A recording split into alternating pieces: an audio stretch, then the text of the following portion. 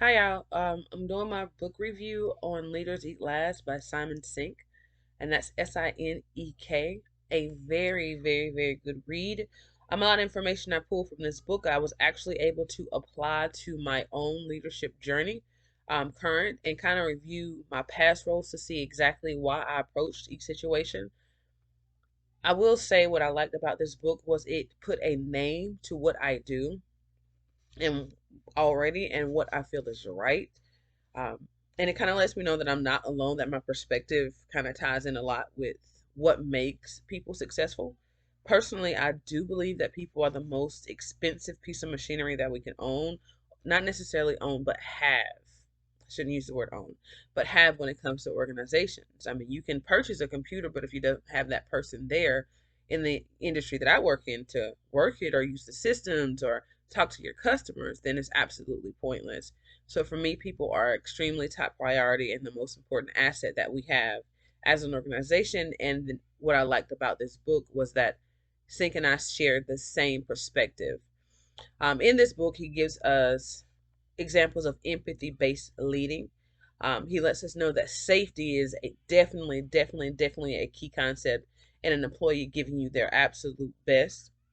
When I say empathy based leading, he lets us know. He starts out the book with a story on with a pilot. His nickname was Johnny Bravo. He just explains that Johnny Bravo and his units below on the ground, as they were traveling back to safe ground, were attacked or ambushed, and they were calling out for help. And he couldn't see anything. The terrain was low. He was flying super low. It was dangerous. He was a fighter pilot. Dangerous for him, but he knew that he could not go in and not protect his people, or either way, he was willing to sacrifice himself for the better good of the not just the job at hand, but for his fellow comrades. He considered the fact that they wouldn't be going home to their parents or just to their wives or spouses, and that did something to him, that moved him to act. And that was one of the big themes, being moved to act in the story. He uses a few other CEOs: Bob Chapman, Charlie Kim, and James Sinegal. Last name Sinegal. I may be saying that wrong, but James was the CEO for Costco's. And he implemented some very good rules and very good strategies in Comco's. He was Comco. I can't do that. Costco's. He implemented a very, very good culture where these people felt comfortable coming with him and talking to him and giving him the feedback. And like me, we share the perspective of people being the most important asset, especially our front runner people. Our front line. These people interact and they see issues before we would ever know, because that's not our job description. That's not who we are. That's not what we look for on a daily basis. We have our own line of problems. So we have to put our trust in these folks. But as safety as a biological need was one of the themes um in the book. Simon says when organizations feel safe within their own confines, external dangers can be overcome as a united front. When you give people a buy-in, basically, and letting them know that you will protect them, that you will be looking out for them, that you also hold their best interest in, they tend to go harder for you. They tend to give you more, and that was one of the points that he made in the story. Um, that just offering that sense of protection, kind of like Maslow's five levels of leadership. He says that people need to feel secure and safe in their positions, and I 100% agree with that. The major point from this book, or this story, was how he wanted us to understand the financial profits versus empathy and well-being.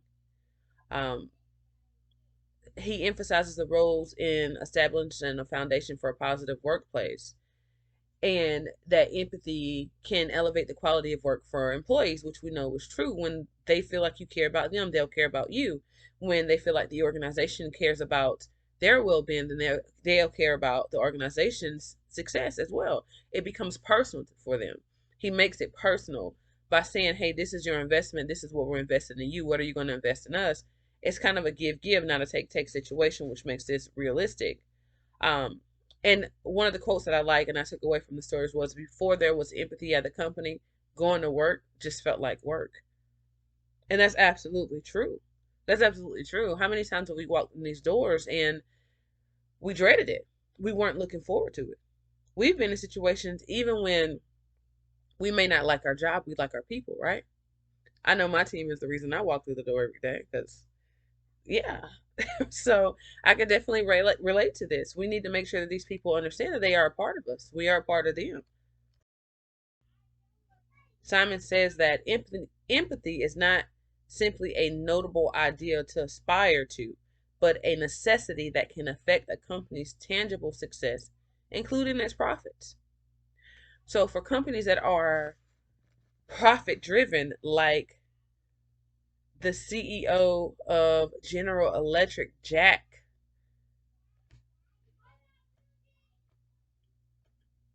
let me get his last name. Can't remember his last name off topic, but if you look him up, basically what he did, he would hire and fire at the end of each fiscal year. What he would do was look at the top 10%.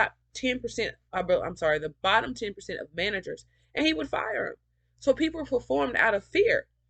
They performed out of fear. It's like, we know if we don't hit a certain target, he's going to get rid of all of that. Was a policy that was in place. Like Jack Welch, that was his name, Jack Welch. He did not care. It was, I'm looking for profit. I need to overturn profit. If you are in the bottom 10%, you are not an asset. You are a liability. So what we're going to do is get rid of you. And that's how they work each year. Imagine being at a company and that's what you're looking forward to. You're not enjoying your job. You need your job to provide for your family, right? We need our job to take care of our lives outside of work. But when it came down to it, if you were in the bottom 10%, no matter how much you improved, we weren't looking at the improvement level. We were looking at simply, did you hit the top 20, or are you in the top 10%? And if so, he let you go. He talks about, Simon talks about the circle of safety. He reinforces how our body naturally operate and regulate emotions. He talks about generational sex. He talks about comparing baby boomers and millennials and how we view each other. How the dynamic between boomers and millennial makes a challenging work environment because we see each other so differently. According to Simon, boomers often see millennials as lazy and entitled, where we, millennials, often see boomers as subverts ideologies by suggesting different types of work styles. For example, they work harder, not smarter. So it's hard in the workplace to reach a common ground. But he gives us information on that too. I feel like I'm rambling a little bit, but he gives us information on that. Um, but the biggest takeaway from this book was processing and working with empathy. How empathy and having compassion for another human being can actually benefit your company. I 100% agree. We need to remember that people are people. We need to remember that just because these folks walk into our doors at these offices and these organizations, that their lives do not stop. They don't stop outside. It's unrealistic to expect someone who's worried about feeding their family that night to stop thinking about that during the day. But if we as an organization show compassion and say, well, hey, we do offer this particular type of, food bank or whatnot, just kind of meeting their natural needs, we'll get more from them. So this was a really good read. I definitely suggest looking into it.